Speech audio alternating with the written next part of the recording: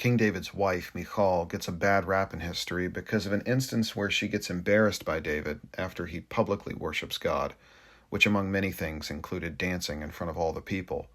That just didn't seem like kingly behavior to her. The story ends there on a negative note. Unfortunately, this is what people remember about Michal, but there's obviously a lot more to her life than just one moment. If we went many chapters back in her story, we'd encounter her as the youngest princess of King Saul, who had been given to David as a wife after he conquered the Philistines. The text of 1 Samuel 18 says that Michal loved David. So by the time they were married, David had already been anointed by the prophet Samuel to become the next king, meaning that God had chosen to remove Michal's dad, King Saul. Since that time, the king had it in his heart to kill David. Saul's paranoia, envy, and anger were growing by the day as David continued to experience success before God and the people. The king's own children loved David, the nation loved David, and clearly God loved David. On one occasion, the king falls into a rage at dinner and tries to spear David to the wall, but he escapes. Then the king sends soldiers to wait outside of David's house in order to murder him when he wakes up in the morning. Michal finds out about this plot and helps David escape by lowering him from an upper window in their house.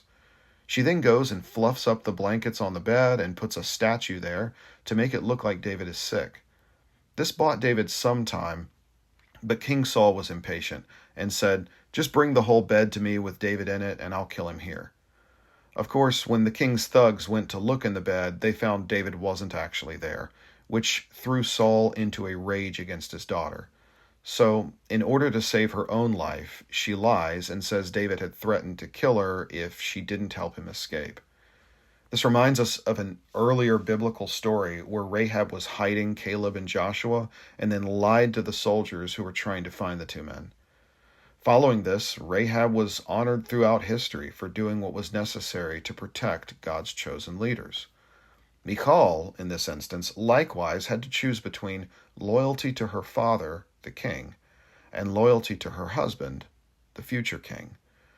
When Michal chose her husband, she was being a faithful wife, but she was also choosing loyalty to God in a situation that could have easily resulted in her death. Now, some will say that Michal was not a faithful worshiper of the Lord. After all, she did grab the statue of a god to use as a body double for David in bed, so she must have just had that lying around somewhere.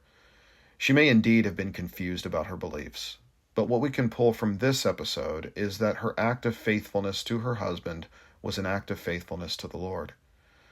The lesson we learn from Michal is one of loyalty in the midst of cancellation, danger, and shame. It's a lesson of loyalty in marriage and in our walk with the Lord. Do we seek to protect our spouse? To honor them no matter what it costs us?